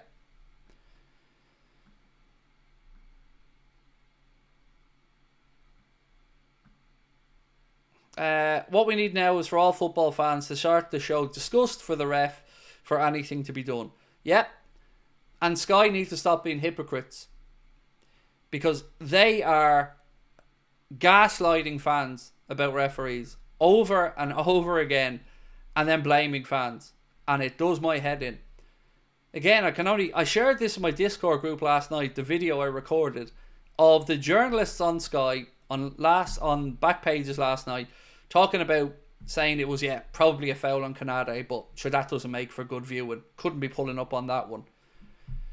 And then you've got Sky saying, well, refs need to be under less scrutiny. You know, refs have tough jobs. And at the meantime saying, here's Ref Watch, here's Mike Dean, here's Mic'd Up. All the shows none of us asked for that just basically remind all the fans after the weekend they've been shafted, we get to relive it again on a Monday.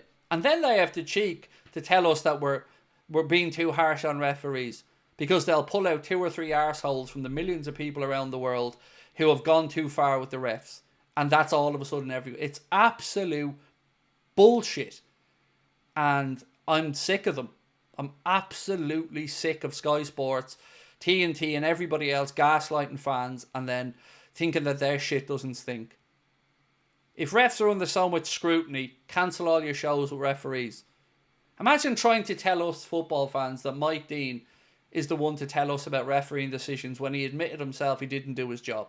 Didn't send Anthony Taylor to the monitor when Cucurella's hair was being pulled because he didn't want to get his mate in trouble. He said it, his words. What do Sky do? Make him on Soccer Saturday as the refereeing pundit. What example does that set?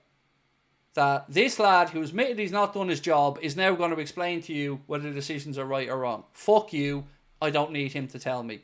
He hasn't got the morals to tell me about a refereeing decision. And Dermot Gallagher comes on and all he does is back up referees week after week. The whole thing is farcical. And it's just a vicious circle of us getting gaslit and then us getting blamed for the consequences of it. And it's nonsense.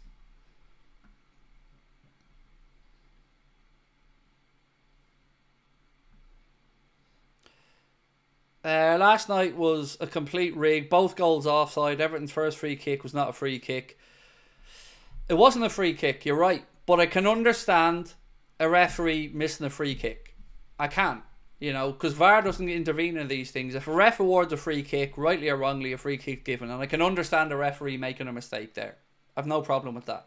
You're right, it wasn't a foul, but I can understand the human error of it. The defending of it was what made me angry. But the second part of it, mate, you're 100% right. For VAR not to, at the very least, ask Oliver to look at the shove in Canade, I think it undermines VAR in general. As what's the point of it? Because all we hear as fans about VAR is high threshold, not clear and obvious. All these things that are unmeasurable, unquantifiable, get used as excuses.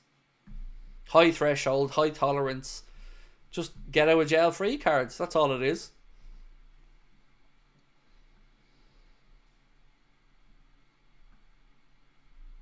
Rio is generally unbearable.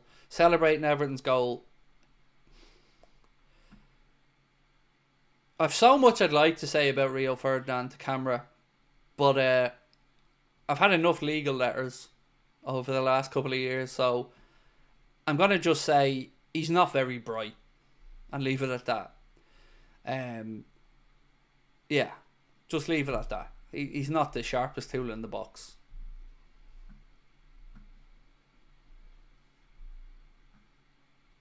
Do you think the Prem should use foreign referees? So I've had this thought process, Trevor, for a long time where I believe there should be an alternating group of top level officials, let's say for the top 6 leagues in Europe, and they rotate through the leagues. They do some time in La Liga, some time in Serie A, some time in the Premier League, And I think it prepares referees and teams what to expect when going into European competition. I think it helps remove some of the potential bias, or even if it's subconscious bias or bad blood that may exist between some referees and some managers. This notion that every referee ever in the history of football has the height of integrity and never ever takes out personal ire on a referee or on a manager or a player, or never goes in with an agenda. We're supposed to swallow this. Like, we know what human beings are like, but when it comes to referees, every single one of them are apparently altar boys. Every one of them. Never do anything wrong, never have any agendas, never dislike managers. They're all just model pros that are going about it with their halos over their head, and we're all just supposed to accept every decision that these little demigods make. It's an absolute fucking piss take. Human nature doesn't apply to referees, apparently, and we're supposed to believe that. So yeah, to go back to your point, Trevor, I love the idea of a rotating group of referees that go around top leagues, and I think gives teams an idea of what to expect then when you go into European competition or international competition, and it removes the ability for these fallouts between referees and managers.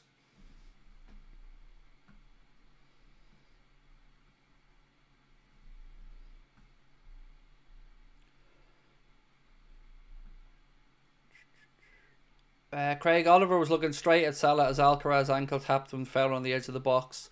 It was in Trent territory. I know. Mate, no argument with that one. Nailed on free. And if my memory's right, I think it was slightly just after he didn't give that the two Everton players collided into each other, and we had that break and stoppage time, which then led to the extra time at the end where Everton scored from.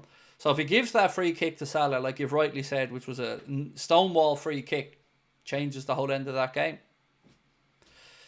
But he didn't. And we know what happened after that.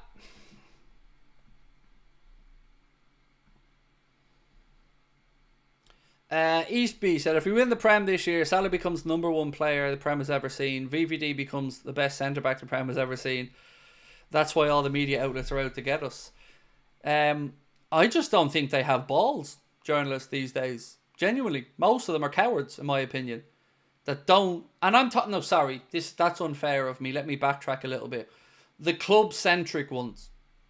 Because journalists that write broadly, like Miguel Delaney or anything, I've no problem with any of those guys. In fact, I think Miguel's a great journalist. But some of the ones that cover clubs, they're... Like I've said before, they're in it to look after themselves and get access. And they all toe the company line. And none of them have the courage of their convictions, or none of them have the balls to stick their head above it and call out what's blatant. And I hate it. So for me as a content creator, and I say this sincerely, I view us as at war with journalists until they start doing their damn jobs. You know? And I'm specifically talking about the ones that cover Liverpool here. Keep brown-nosing the owners and turning your back on the fans who are being shafted, and see what happens to your careers. Because I know Liverpool dangled a little potential job there in front of you, but ultimately, you're going to be out in the cold, you're going to be ridiculed, and don't have the fucking cheek to come online and start talking about being taken out of context and all this other crap when you're just pussies. So to me, bring it on. Journalists, fan content and journalists are button heads, because one side of it, we have people who are saying it as they see it, people who are calling out what they believe to be bullshit. And the other side of it, you have the pull up the ladder, Jack, I'm looking after me and sod the rest. So I tried to play the game, as you've seen, but I got thrown under a bus. So all of them are getting called out. No holds barred anymore. Gloves are off. Same with the fan channels that profess to be fans of the club, but first and foremost are business people. First and foremost, don't want to lose their access. Again, you're either a fan channel or you're a media company. If you're a fan channel, you're doing a damn poor job of it, and you're not representing the supporters. If you're a business, by all means, let it be known that you're a media company. Not good enough.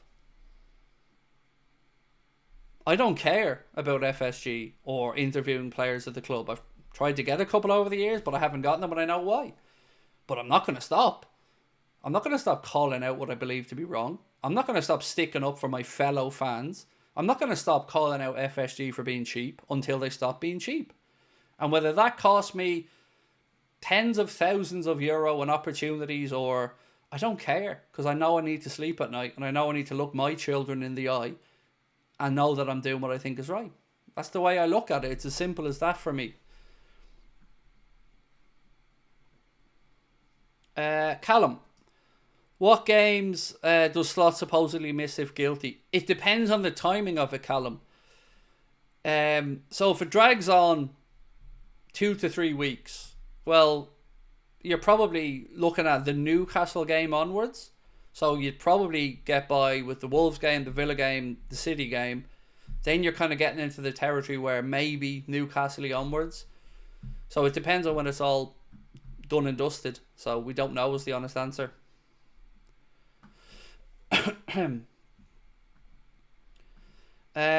Ryan, thank you. Said thank you for your hard work. Man, it's not work, it's a pleasure. Honestly, I don't think of this as work. Sometimes late at night when I'm doing up my notes and stuff, or fair enough, but this, man, I love this. You're all sound and I love chatting with you. Johnny said, you're bang on, Craig. 90% of the punditry from ex-players.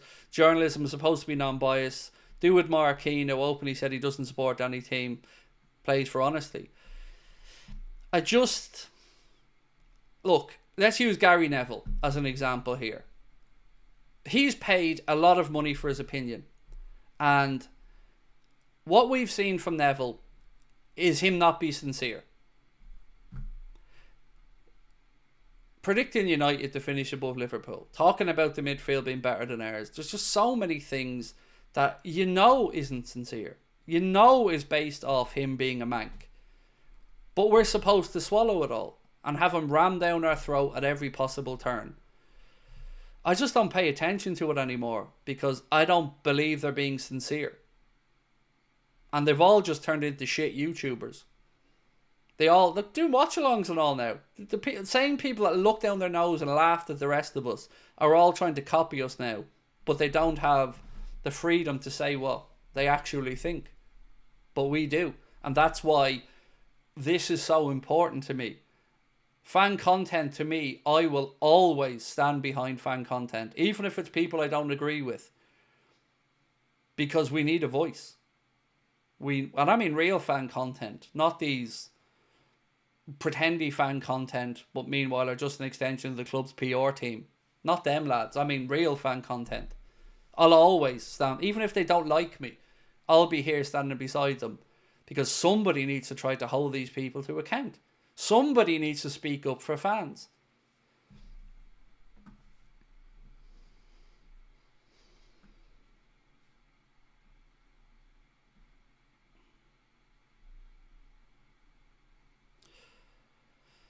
Nobody's been paid by FSG. Are they not? Who does Neil Jones work for? The club. David Lynch. Who does he work for? Himself. Who do he used to work for? The club. Has access still, but has no accredited company behind him.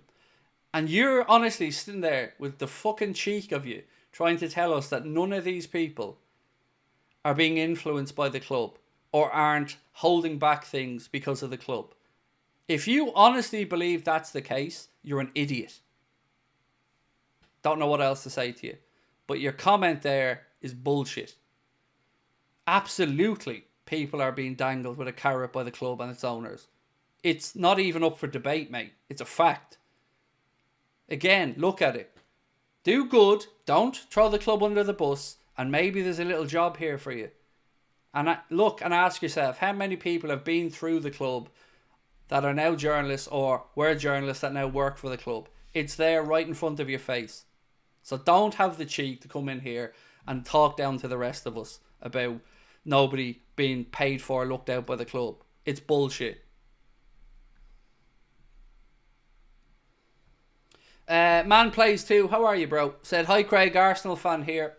What do you think needs to happen for refs to get better? New refs. So, I mean, it's a very good question, mate. I think there needs to be a distance between the referees and the ones in Stockley Park. There can be no relationship there. There can be no fear of seniority or sending people to the monitors. I think that they should train up VAR-specific officials that have no prior relationship with referees or any of that stuff, to work in that. After that, man, I really don't know. And I said this earlier on as well. I don't think this is a Liverpool issue. You've been shafted by Oliver. United have been shafted by Oliver, and I'm really grateful to everyone that came in last night to say, look, I feel your pain. Done it to us as well. I mean, to me, that was a bit of a watershed moment last night, and I sincerely thank those opposition fans who came in to say that last night. But as to what makes them better, I just don't trust the system, to be honest with you. I don't trust the PGMOL. I don't trust the jobs for boys. I just don't. I don't think it's transparent enough, to be honest with you.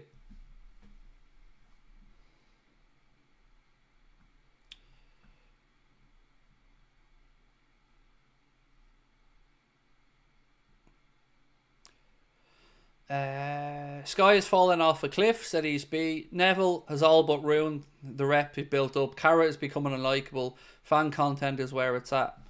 So sometimes I agree with Jamie Carragher. Sometimes I disagree with Jamie Carragher. But I find him a far better pundit these days than Gary Neville. And I don't agree with everything anybody says, and nor should we. But I certainly find him far more upfront than Neville. Neville has just almost become spread too thin, I think. I think he's too many projects or something on the go, where I just wish this whole industry of football stopped rewarding arse-lickers and brown-nosers and actually started to have some subjectivity to it. As I've said many times, find me one single dissenting voice at a press conference. Just one. You won't see it, because they're intentionally told what they can and can't ask, what's off limits, and if they act up, bye-bye. That's not healthy. It's not good for the game, and I don't know why football has a problem with transparency, and I don't know why football clubs have a problem with being asked tough questions by people who want answers. Why aren't we transparent and open about it? What if there's nothing to hide? Put the cards on the table. Nothing should be out of bounds. You should be able to be asked questions that have anything to do with the football club, whether it's around finances, players, transfers, or anything else, and get an answer. Otherwise, what's the point of the press conferences? We don't want the same bullshit questions over and over again about who's available, what do you do with this, but we've heard them all a million times. We learn nothing new from any of them, and we get manipulated because nobody's telling the truth. Nobody. Manager sits there, looks down the camera, lies completely because he has to. Has to protect the players, has to protect the club, can't be honest. The whole thing is one big circus of bullshit. And that's why, as our friend a moment ago said, fan content is flying. We don't think we're perfect. I certainly know I haven't. I make many mistakes and will make many more. But I promise you I'm honest in everything that I say. And everything that I say comes from the point of my love for my football club and me wanting to stand up for my fellow fans, no matter where they're from, season ticket holders or not, English, Irish, Japanese, Australian, don't care. That's why I think fan content is so strong at the minute. Yeah, that's my honest take on it all. Like I keep saying over and over again, I don't think they're doing themselves or the sports any favours with the way it's going. And even look at the hearing for Man City and all these other things. Everything is secret. Everything is clandestine, cloak and dagger. It's snidey. And football is portrayed to be this squeaky clean business when it is anything but. It is far from it. It is grubby. You now have countries getting involved in it, politics getting involved in it, shady characters moving behind the scenes, people trying to start super leagues, Manchester City soon the Premier League. It's all fucking grubby. All of it.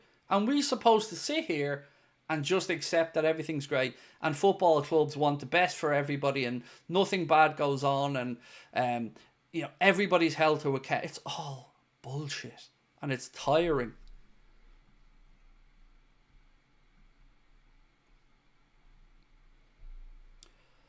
What's your midfield for Sunday? I think you got to go the same again. Jones is going to be suspended, so I think you've got to go Gravenberch, Szoboszlai, McAllister. Craig, I have a question. Do you think Alexander Isak could come to Liverpool? I think he would come, but I don't know if we'll pay the money, because it's a lot of money. But I think he would come if the opportunity was there, especially if Newcastle don't make it into the Champions League, which they may do, because England will get 5 places this season. Right, ladies and gentlemen, I'm going to quickly read out this super chat before I head off. Callum, I'm not sure if I brought this one up, bro. What games does he miss if guilty? I think I have brought that one up. LLJ said, if Salah, the greatest Liverpool player of all time, my mate asked earlier, and I thought it was between him or Gerrard, what would you say? I think these are all personal choices. So Reese, do you want me to put you in your place now, Reese, you little bitch? Coming in saying you're hacking youth systems. You don't even know the story, Reese, do you? Oh, bless you, mate. Coming in trying to give a Billy Big Bollocks when you're full of shit. Nobody hacked anything. They were already signed into the accounts and they didn't log them out of it. And 2 youth coaches then accessed it again. Nobody logged in or hacked in. Nobody hacked into anything. So if you're going to come in trying to give a Billy Big Bollocks, at least have a modicum of understanding of the bullshit that you're trying to talk about. But it's alright, mate. There'll always be people here like me to call idiots like you out for your bullshit. People who actually go out of the way to learn these situations and understand it. So there was no hacking. They weren't logged out of it by Manchester City. Do your own looking into it. Stop wasting my fucking time. Anyway, LLJ, to get back to you, man. I don't know. I think it's a very personal thing. Because, you know, Steven Gerrard means X amount to me. And I grew up idolising him. Mohamed Salah is absolutely incredible. Kenny Dalglish means an awful lot to a few more people, many more people, because of everything that Kenny has done for the club. So I think it's a personal thing. But Mohamed Salah absolutely has to be in that conversation. I mean, what he's done since he's come to the club has been nothing short of sensational and deserves all the accolades and recognition that he gets. But I think the best is always a personal choice. Right, folks, I will say goodnight. And by the way, what that guy was on about was Liverpool getting fined, I think it was £250,000, for accessing Manchester City's Youth Scouts network or something like that. But again, he's another gobshite. He's a know-all who knows fuck all. That's what he is. So look, ladies and gents, I'll see you tomorrow. Keep an eye out tomorrow morning. News video dropping. We'll be covering the Salah situation in more detail. And then I'll catch you tomorrow evening for a stream.